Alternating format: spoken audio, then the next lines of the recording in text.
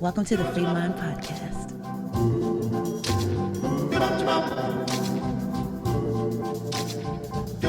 Are the stars out tonight?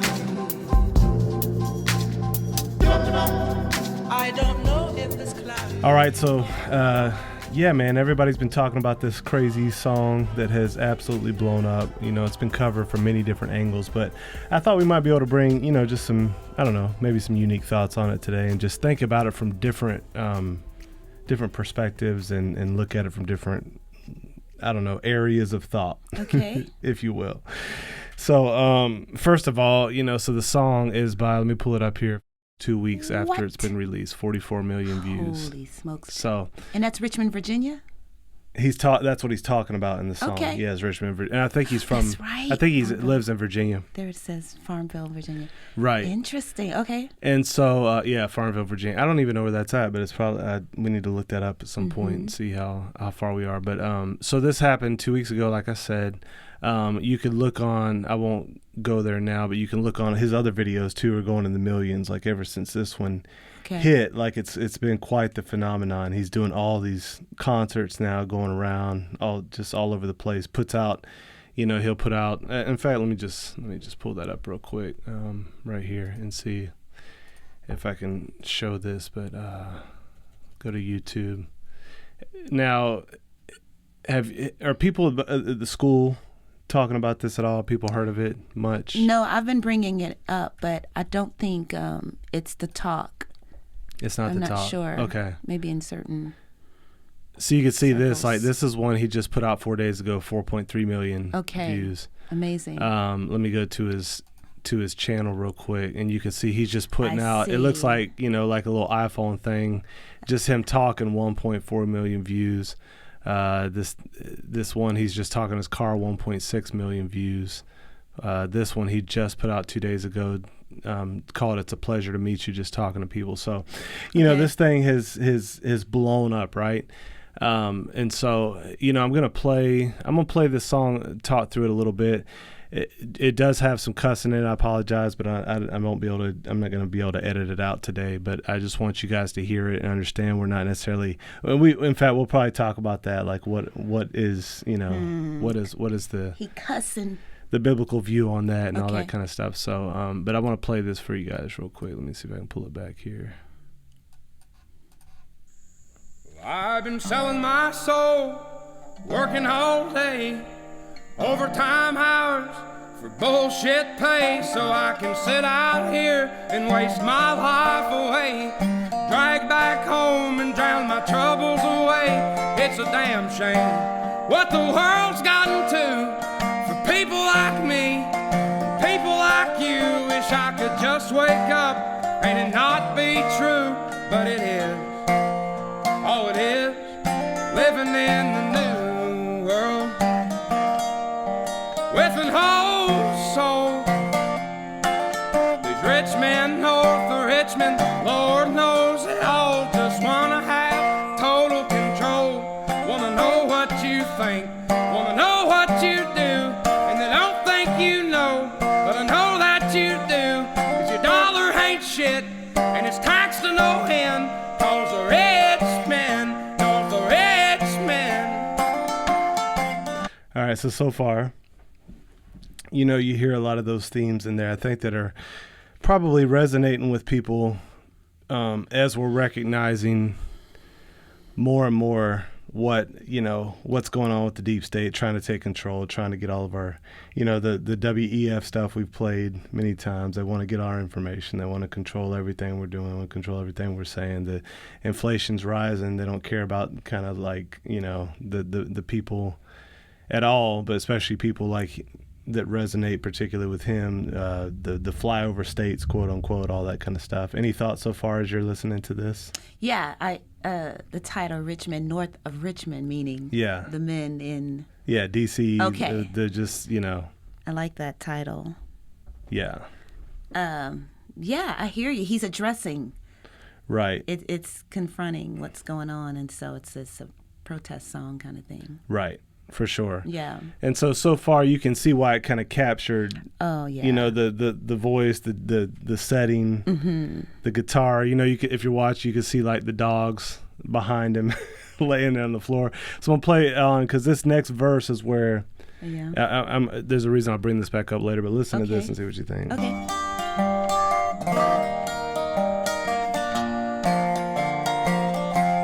I wish politicians would look out for minors, and not just minors on an island somewhere. Lord, we got... So right there is like, you know, what is he talking about? Like, he's talking about, you know, people that work in the coal mines, stuff like that. I wish they would look out for those folks, not these people.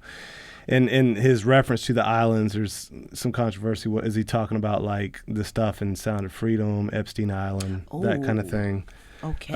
Or, you know, maybe something else, but that, you know, I don't actually, I haven't done like an in-depth enough like search to know like what, I don't know, maybe he's even spoken on what he means specifically by that, but you know, that's kind of that lyric there. In the street ain't got nothing to eat, and the whole beast milking welfare. Well, God, if you're 5'3" and you're 300 pounds, taxes ought not to pay for your bags of fudge rounds. Young men are putting themselves. So if you're 5'3". Wow. 300, whatever, how many pounds, Wow. the government ought not be paying for your fudge rounds. So that, yeah, we'll come back to that one. His feet in the ground, cause all this damn country does is keep on kicking them down. Lord, it's a damn shame what the world's gotten to. Right, people like me, you see the dogs there. People like you, wish I could just wake up and it not be true, but it is. Oh, it is living in. So I'm gonna pause it there.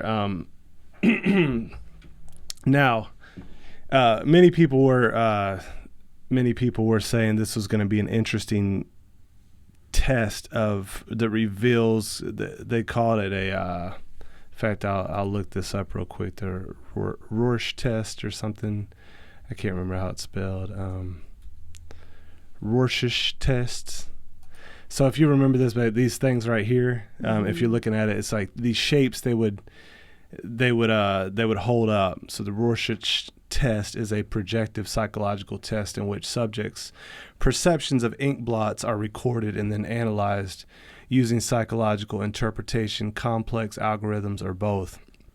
Some psychologists use this test to examine a person's personality characteristics and emotional function. Mm-hmm. So people were saying this video was acting as one of those tests because it would pull out the worldview dependent, like how people responded to it would reveal where they were. So now if you click on, I was just scrolling through these comments. So here are a few here. I've read a lot. This person says, this is on YouTube, I've read a lot of the comments on this phenomenal song. A lot of Americans are saying this song speaks for them, but I'm here to tell you that it speaks for people all over the world.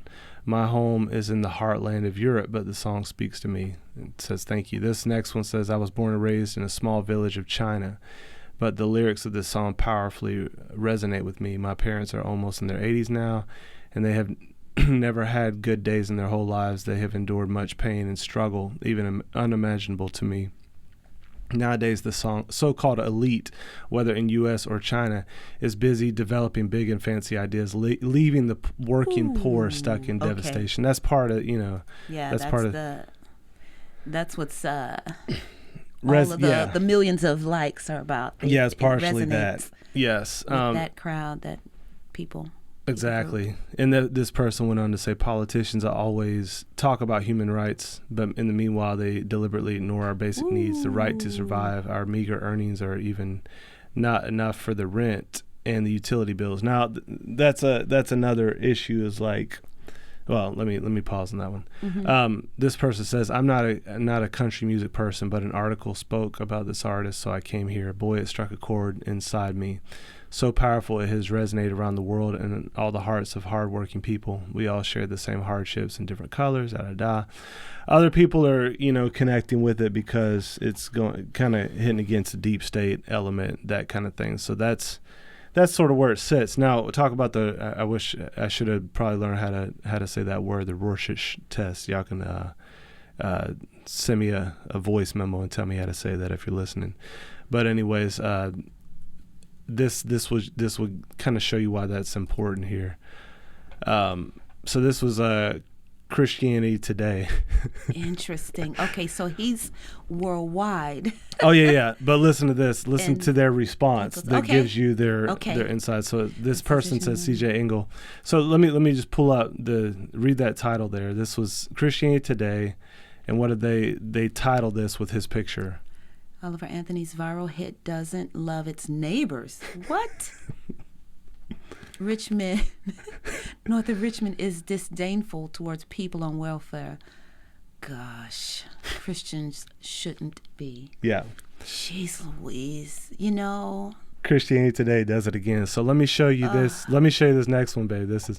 So this person posted that on Twitter. They said Christianity Today embodies the spirit of the rich men north of Richmond that we are all rallying against. Yeah, man. Christianity Today embodies the actual object of our disdain. Well said. So here's this, and this is Waterboy posted this. These are both real, okay? Read this Christianity Today headline on August 16th, 2023. Barbie and Taylor Swift. Now read it so they can hear it. Barbie and Taylor Swift are bringing us together. Jeez Louise. And what's the subtitle there? Beyond hot pink and bejeweled outfits, they showcase a deeper desire for community and collective joy. Wow. It's like it's Babylon comedic. B. Babylon B comedic. Could do no better writing for Christianity Today right now, and so they put that next to this one, the one we just read with Oliver Anthony, which was the next day. Whew. Yeah. And I think it's even the same author. No, different author. But so Christianity Today, both are real. This is kind of like, I think the craziness of this is what he's attacking now has become like the sketch is becoming so clear that it's like it's not only against the rich men north of Richmond, it's against Big Eva. Yeah. It's against the WHO, it's against like these sides have kind of clarified, and that's why I think so many people with so many backgrounds, even like I saw like people all different ethnicities, races, listening to this, putting it up on YouTube and resonating with it. Like no matter how they looked, like it wasn't just country folk, it was folks from like urban, south side of Chicago. Like, yeah, man, yeah, I feel you on this, It was everything.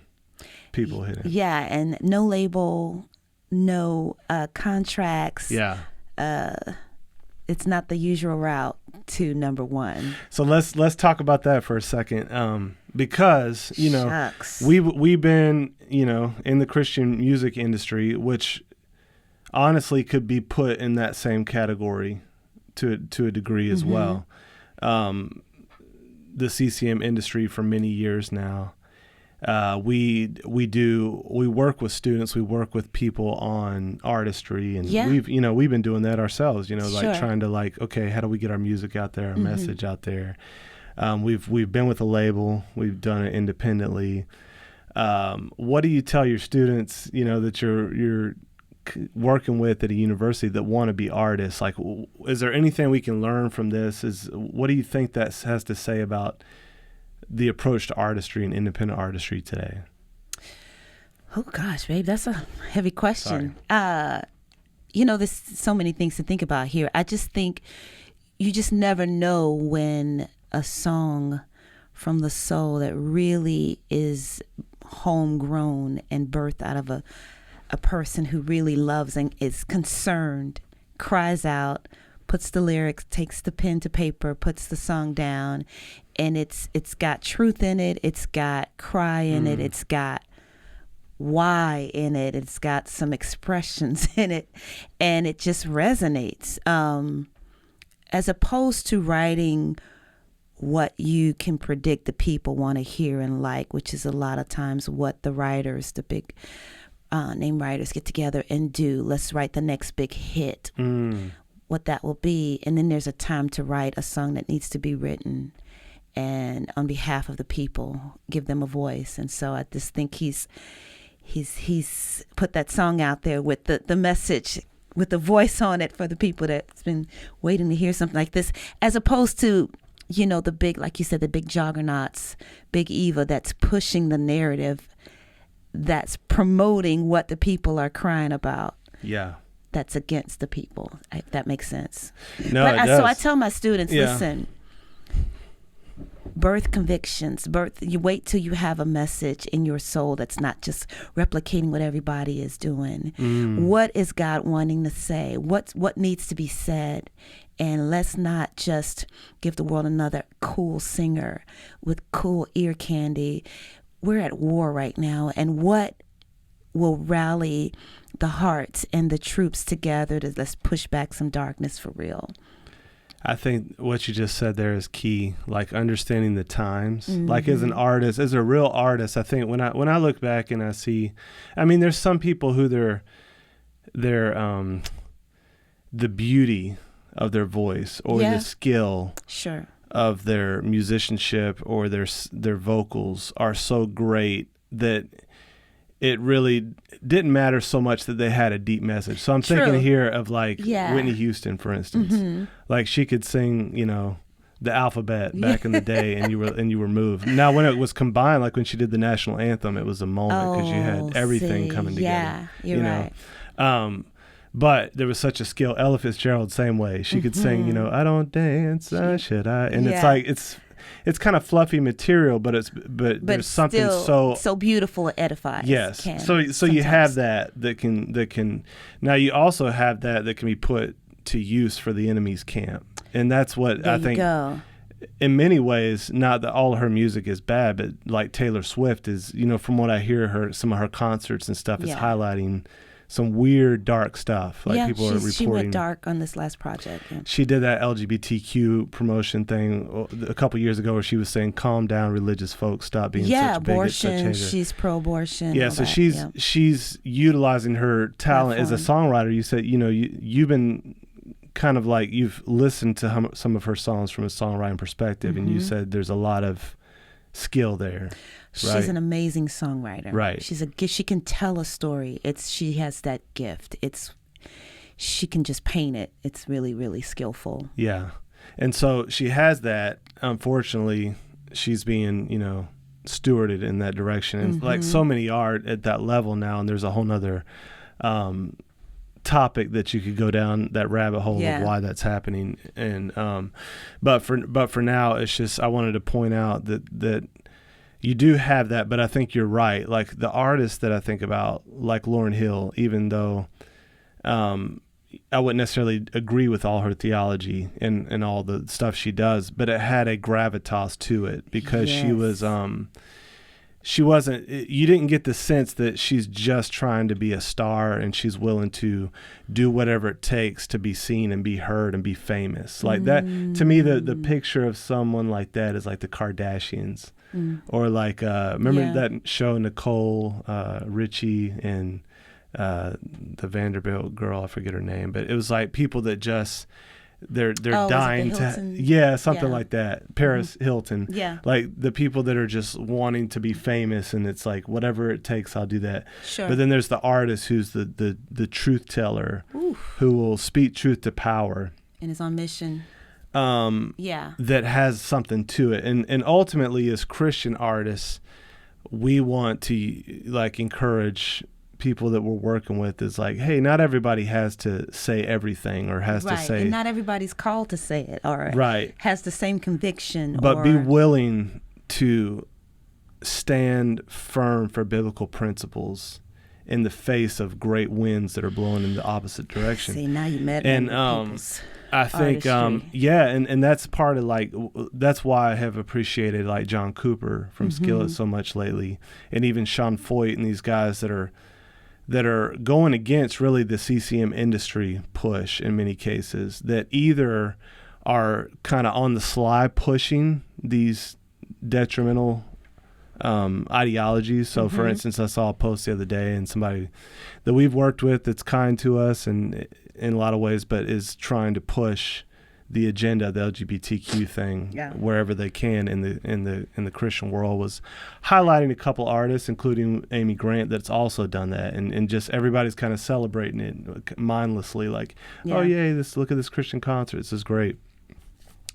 And I think people like Cooper are right to point out, like, hey, we have to understand, like, as Christian artists, we represent Christ, we represent the Bible, we have to be biblical.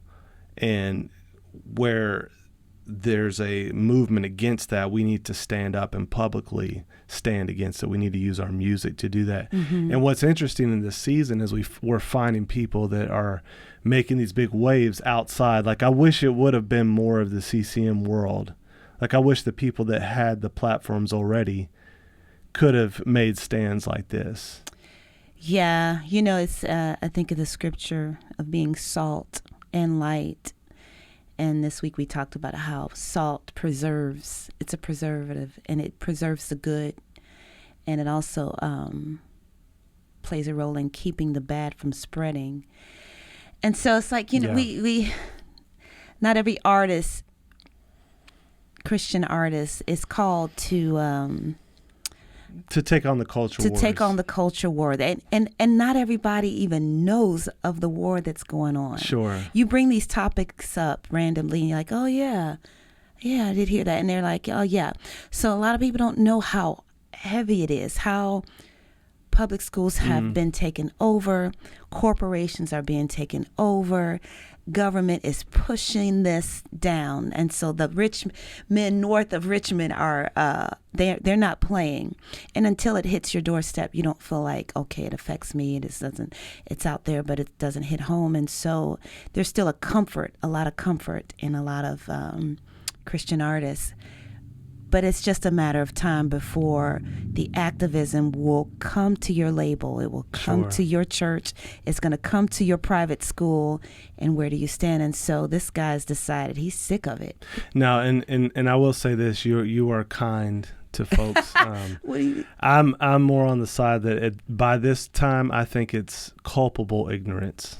I don't think so, babe. I think no. I'm saying like they're morally responsible for their ignorance. Like, if you're still to this point not aware, like, there's something morally blameworthy about that, my view. I hear you, but I think it depends on your routine, your day-to-day. I'm not making excuses. I'm just saying, I talk to family members, and they are aloof to what's going on. Right. They have kids in school, and they don't know, and Yeah. they may be lukewarm in their Christianity, Sure. and doesn't understand, okay, this is actually wrong. It's like live and let live is the way, and being salt and light means being kind, and don't say anything wrong. Don't confront. It's unkind, and it's unsalty to be that way. And so there's the worldview, there's a lack of training, there's a lack of teaching. Like the average Christian, could they explain why sexual immorality is wrong? Right. Is sex before marriage wrong, let alone this whole activism? Yeah. And so we are ignorantly aloof and blind and losing and getting our butts kicked in this battle. Sure. And then here comes someone with some light, like, whoo-ah. But I'm encouraged because 44 million views says 44 million people are feeling this, right, and are on board with this message. Yes, this confrontation. And so I think you're. You get what I'm saying? I'm not making excuses. Encouraged. I'm just saying. No. People that I talk to that are not aware, they're just. No, I agree. Clueless. I agree that they're going to clueless. work. They're coming home. They're doing their. So routine. let me respond okay, go ahead, to that. sweetheart. I agree that they're clueless, and I agree that some of them probably have more of an excuse than others. They don't know about the WHO. Hold Sorry, on. Go ahead. Sorry. I agree that they have more of an excuse than others because of their lives and their busyness and all that. However, I still hold that at this point, not being aware of that, there's something wrong. Being aware of what? At least just the basic idea that there's darkness in the land. Well, yeah, that they're pushing these LGBTQ agendas are being pushed on us, that it's crazy, that it's coming through corporations, that it's coming through government, the transgender movement, the government push on statism. I'm using that term, Sure. but everybody should be aware of that. Now, and especially who I would say is morally culpable is pastors, not addressing this stuff. Yeah. And helping their congregations understand it. It's not every pastor. There's some great ones out there. And I'm not saying they need to make that 80% of their message, Yeah. but I think a good example of someone who does just it about to well ask you that, is please. Bishop Wooden. Yeah. So if you don't get the chance, I mean, if you haven't had the chance, go on YouTube, look up Bishop Wooden. Yeah. Watch how he preaches a message, very biblically based. It's about Scripture, and he applies it to life, but he does. hits on the stuff that's going And on. it's Bible. It's Right. biblical. He's like, here's what's going on, and here's what the Bible has to say. Here's why it's wrong. This Yeah. is our springboard, our foundation. This is our lens by which we interpret the times Right. and see the world. It is. You're right. If you want to grow in your confidence in knowing what you believe and why you believe it, if you want to ground your faith in biblical Christianity and step into who God has called you to be, I want to tell you about a great program put on by Impact 360, and it's called Propel. Propel is a one-week transformational leadership and discipleship experience where high school students gather together to be grounded in a biblical worldview as they learn how to follow Jesus, have a godly influence, learn how to disciple their peers, and boldly live out their faith in their daily lives. So they're having 2 sessions this summer. The first one is June 19th through the 25th, and the second one is June 26th through July 2nd. These programs fill up really quickly, and I promise you will not be disappointed. So we'll put the link below if you're interested in looking into it, and we'll see you this summer. Right. And real quick before we move on, because I want to show one of the Okay. artists that's kind of doing this. I know we had a little bit of a discussion because you know, Nirva's more pious than me. She's more pious than true. I. And so the cuss words kind of threw you off. When You you know, first I heard it. wonder how popular he would be if it had no cussing in it. Yeah. I think people resonate with. So you felt like you saw that as a little bit of. Did you see it as a bit of carnality or like unwarranted language when you first heard it? I don't know his heart, and I don't know his story, so it's unfair for me to say. But when I hear it, I'd love to share it. But I can't share it with my students because we preach, Right. let no unwholesome talk come out of your mouth, but that which is edifying. And so I would probably take parts of the song and say, this is worth processing. It's a phenomenon how popular he is right now. Why? What's going on here? Let's just analyze this. And I think it's, especially with no label, he's just doing it. He's doing it on his own. And I think that is noteworthy. Yeah, you're saying mostly good. This was a lots negative of for you. cussing in it, though. It's like, Can't play it on a Sunday morning church No. service before worship. So my thought on it was like, now I agree with you because if people love that. People are listening- drawn to. What? Yeah, let me. The rock- okay, sorry. No, you're good because I think people may be unaware. Like Christian hip hop artists, for instance, have been trying to make the case that they should be allowed to cuss in their Okay. Christian hip hop songs. Some artists think they want to use cuss words and this and that. They are.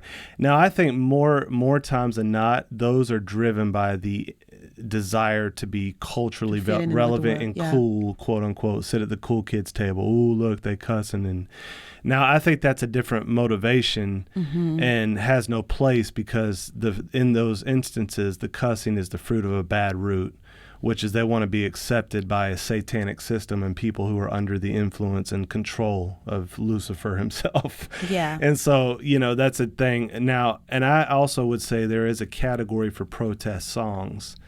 I would say biblically where strong language is fitting. Yeah. And I would appeal to, even some of the prophetic books in the Old Testament where, there's some stuff that I would feel even uncomfortable recounting Sure. here in the podcast. Yeah. About Which makes this Israel look like a prostituting devotional. themselves and, Yeah, for sure. using very colorful language for how they prostituted themselves.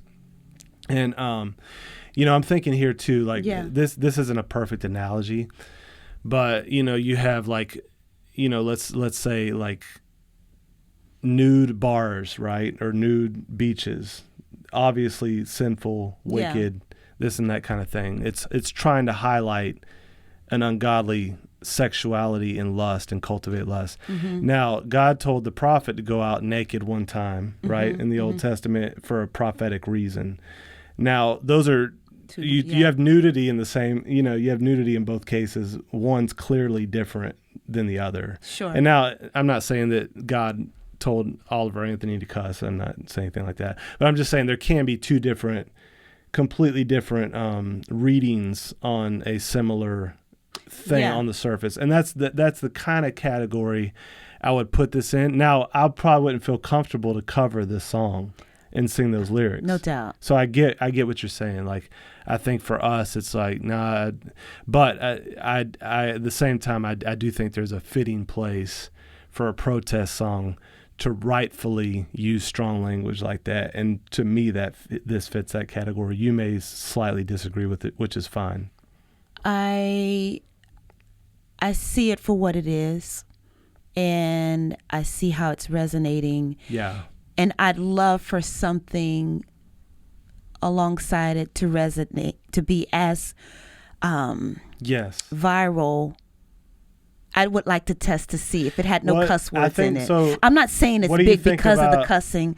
I just think it's raw and it's jarring and it's good. It feels homegrown and authentic. Yeah, and it's got cussing. It didn't feel to me like he was writing this song out on his pad and saying this is going to be viral and I'm going to put these cuss words. It didn't have that feel. So I agree. It was raw and authentic. It kind of fit the medium. Now he has other songs that he's coming out with that I don't know if they have cussing or not. Okay. They're also going viral now that his platform has kind of exploded. I'm glad for that. And I'm not even like putting this guy on a saint. I'm going to critique some of his views here in a little bit on some stuff he said. But anyways, I'd be silly to think, the bad outweighs the good here. Well, this is the point that I wanted to get to. Go ahead. Because this is again the Christianity Today, Big Eva movement. By and large, what I've seen, they've responded to this. And they have, swallowed the camels and strained at the gnats. Sure. So for them, it's like, they want to clutch their pearls because he talked about welfare and said a couple cuss words. I hear ya. And meanwhile, they want us to march the streets with BLM. Tear people's business down. Marxist organizations and no problem with that. Sure. You know what I'm saying? So it's like, it's this constant, pharisaical thing that is embodied both in the secular world in politics, with people who don't claim Christ, and the people that claim Christ that are often in these elite positions. There's a very similar characteristic, and I just think this song hits against that. I want to play this was another guy, I'm not familiar with his stuff, but his name's John Rich. He recently released an album or did like a live concert release on Rumble only, which I was like, man, that's very interesting. Just very different, because Rumble has a way smaller following than YouTube. Like a lot of people still don't even know about it, but it's way more free speech, typically. Like we've never gotten dinged with them or anything. Like, they basically built that platform because YouTube was censoring so many people. Okay. And this guy released it on here. Now, I haven't listened to much of this album. It looks like there's one here called I'm Offended that's explicit, so I'm wondering if he's got some cuss words too. But I want to play a little bit of this this album. So the same week that Oliver Anthony's stuff released, it went, three of his songs went top 10 on Apple Music. This album released on John Rich and went to the #1 album. Wow. Okay. So it's very, just country kind of a movement boy, right now. Okay. And so this is interesting too, because I think part of this wake up call is like, oh man, even CMT's deep state. Because when that guy came out with the thing, try that in a small town. Yeah. I forget that guy's name, Jason Aldean or something like that. Mm-hmm. CMT took the music video down. Now we know because we've been following it, like all these guys that claim, to be these country boys and see, not all of them, but many of the higher ups in those organizations are just deep state stooges. Like they're pushing the woke agenda, they're pushing LGBTQ, they're pushing statism, pushing abortion. They're just like Target, just like Disney. Okay. But they brand it to present it as though it's not. But every now and then when you hit one of these realities, it gets revealed. Yeah. And so that's what happened to a lot of people, I think, that thought CMT was the real thing. They're like, oh, no, this is just another polished version of the same apparatus. And so this guy decided to kind of, I think, go outside of that, go rumble. And he had this song called Shut Up About Politics. I'm going to play a little bit of this real quick. Shut up about politics. Ain't nothing but a big pile of dirty tricks. I'm tired of all the fighting and the bitching fits. So shut up about politics. You punch left, I punch right. We're caught up in the middle of a deep swamp fight. Well, caught up in the middle of a deep swamp fight. Nah, and I want to come back to that. Go on and say it. Because there's some truth to that. Yeah. But yeah, let me go ahead. Some people lie, some people steal, and everybody's talking about the Green New Deal. Shut up about politics. A song can show enough to say it. A song can show enough to say it. So to, the Green New Deal, we've been talking about deep state operations. The climate change thing is a big one right now. Let me fast forward to this. Carrying on, it's been going on a little too long, but I got something to fix us all up. Take a shot of my whiskey from a big red cup. Shut up about politics. Ain't nothing So there he's but a capturing big the, pile of trying to dirty capture that tricks. down home thing. Tired of all the big pile of dirty politics. Fighting and a bitching fits. Okay. So shut up. So that's John Rich. Shut Up About Politics. So there seems to be this commonality with him and Oliver Anthony and people that are connecting this, and I think people are just are sensing these game. What I forget what I call it now. These plays that they've been running on us from both sides, right? Yeah. And so it's kind of that reaction to that. Now I want to bring you to because I think this brings us into an issue that we talk about at Free Mind a lot that I think is helpful. So this is Oliver Anthony's Twitter page. I saw today there was a lot of controversy. People were arguing about him and saying what? that basically he was starting to be used as a political hack or something. And so the idea here, let me read a couple of these tweets. This was from August 25th. It said, "People's crying about burning coal, but not the poor souls who's digging it. I reckon there's been a many good man in the grave trying to keep our houses lit, down the oil fields, the pipelines, the lime, and the coal mines, so we can sit at home and plug in newfangled," and then BS. Kind of a similar along those lines, talking about just the people that are the quote unquote deplorables, the coal miners that just look down on, and they're the ones that kind of have really, worked hard and gave themselves so that we could have these benefits. But this is the point. This is the part I want to highlight that I think is the source of some of the controversy. So he said, "I don't support either side politically, not the left, not the right. I'm about supporting people and restoring local communities. Now go breathe some fresh air and relax. Please, I'm not worth obsessing over, I promise. Go spend some time with your loved ones." So what I want to respond to on that, because we, like, people on the woke side have said that too, like particularly the woke Christians, Said what? They're often That like, last time? Jesus isn't a Republican, he's not a Democrat. I'm not for either side.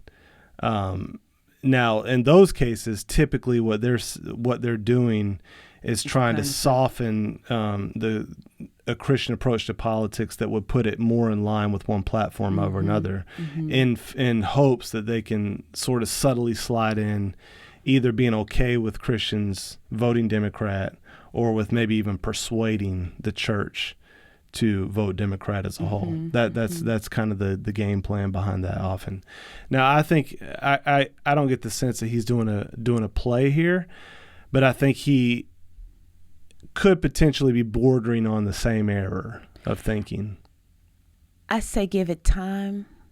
I think Yeah. I appreciate his addressing the agenda, but that post right there, it's kind of sends my antenna up just a little bit. I think it's just good to be discerning. Yes. You see a lot of new politicians come on the scene, and then you go down a rabbit hole and you see they tied to so and so and so and so. But I hope this is not the case. Right. I think with all of this influence, to say I don't take a side, it's a little interesting to me. Yeah, it's interesting. So I will say this. I think, so there's one angle from which this is correct. Okay. And let me try to explain that angle. I think many of us, and it could be the context. I'm going to give room for there could be ambiguity to this text that I'm not, I don't, this seems like he's responding to controversy with this text because the periods and all that. So maybe there's something going on with something else he said. There is, I think we've discovered this deep state uniparty. So we've discovered that what we thought these Republicans were actually Republicans, or we thought they were actually conservatives. And it's turned out over the years that in some people might say most cases, they were planted there, and they're just as part of the wicked global agenda as the Democrats. And in that sense, I think there's a response right now from him and the John Rich guy to say, shut up about politics. And interestingly enough, like another one I saw from Oliver Anthony, a little clip, and I couldn't find it just before this podcast, but he said something like, he was like, these politicians just try to stir up controversy, and they try to get us opposing each other, but we really agree on more than we disagree. Is that that? Yeah, something like that. That we need to rise up as people. So now, I think this is similar in the sense that yes, there is a playbook from the higher ups to divide and conquer. So what they do, you could see it in the BLM narrative. They either create out of whole cloth, or they utilize something that really did happen to never let a thing go to waste. What was it? A tragedy or go to waste. So they either take something that really happened and they give it a certain narrative spin to create division, to bring more statism in, okay? Mm-hmm. Or they'd even create it out of whole cloth. Sometimes those are false flag operations. Okay. Now, what we've come to see in the last few years is that it's not only the Democrats doing that, it's the Republicans often that are a part of that same structure and the same planning. So in that sense, and in that sense alone, I can understand this overall response to say, I'm not for these Republicans or these Democrats, with that caveat in mind that because these Republicans aren't really Republicans. But what you can't say is that I don't take a side politically, period. Yeah.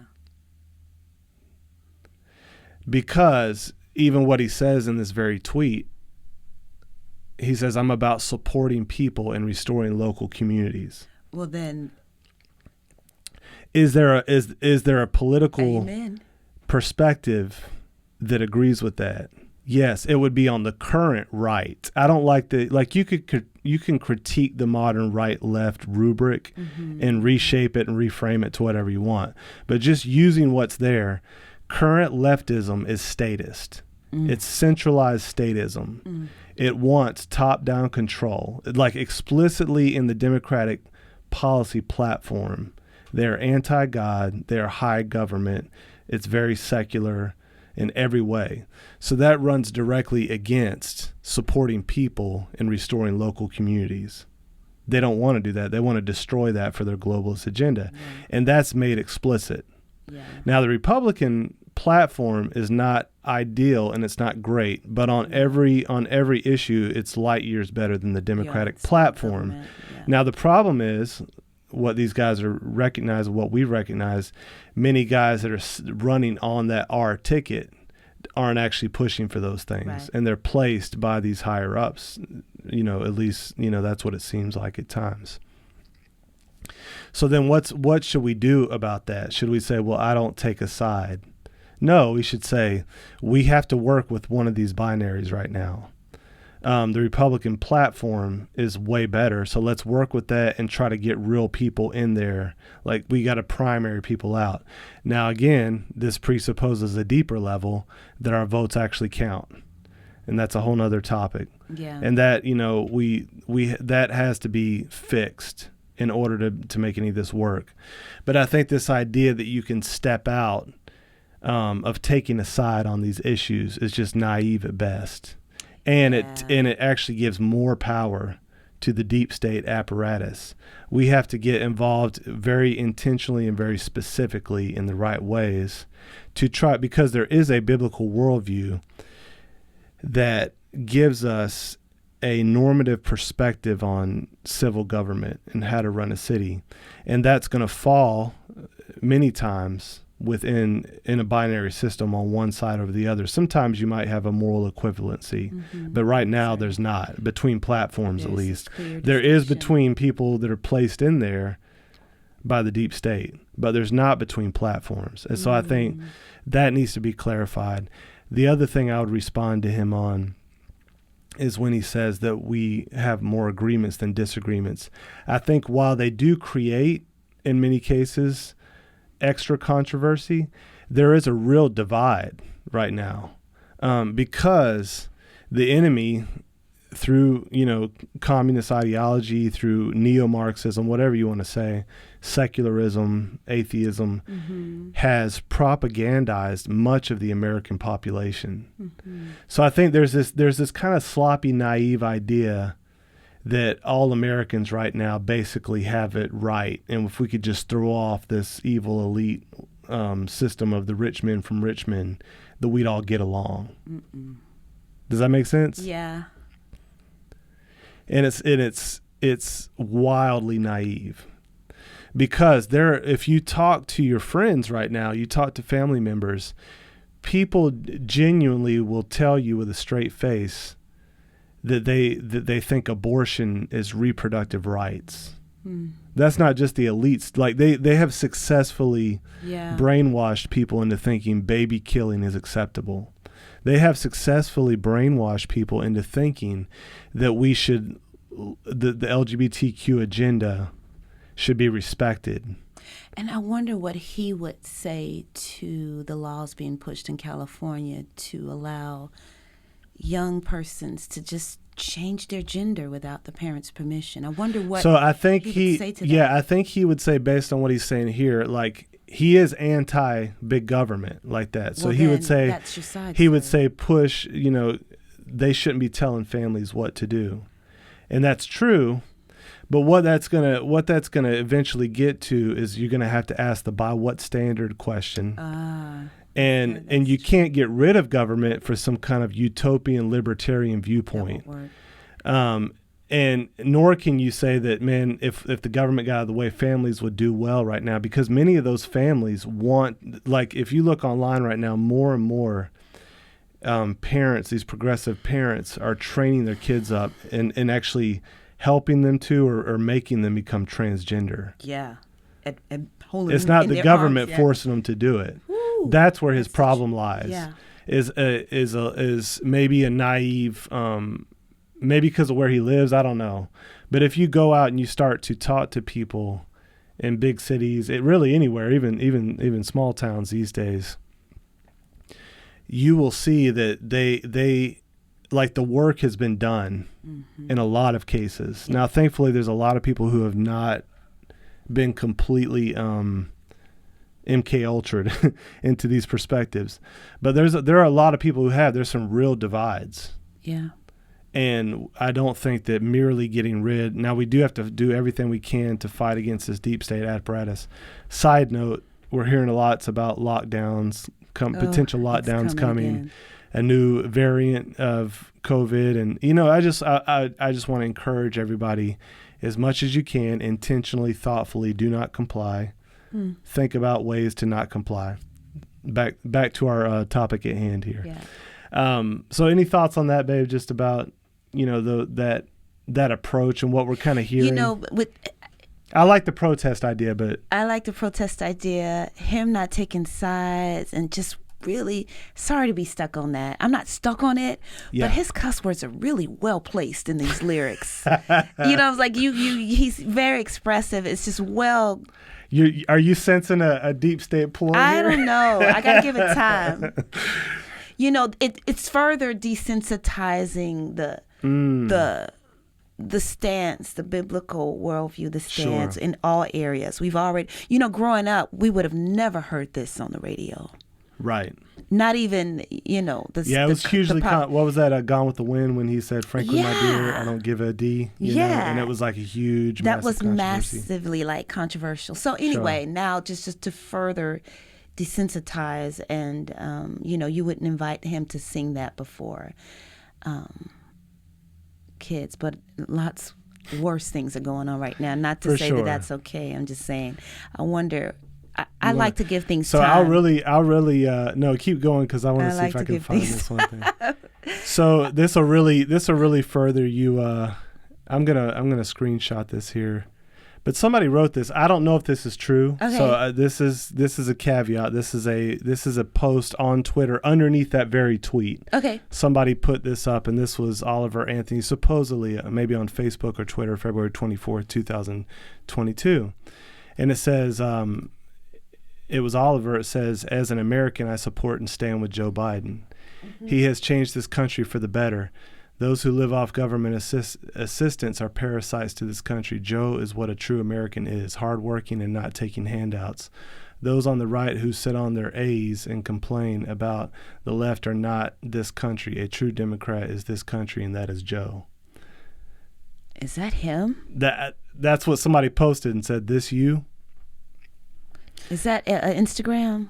I'm sure he's taken it down since then. Yeah. I don't. It looks like you could probably tell by looking at it there. It looks like no, it's Twitter actually. Okay. I think based on those numbers there. So, I'm not absolutely positive, but that might give more.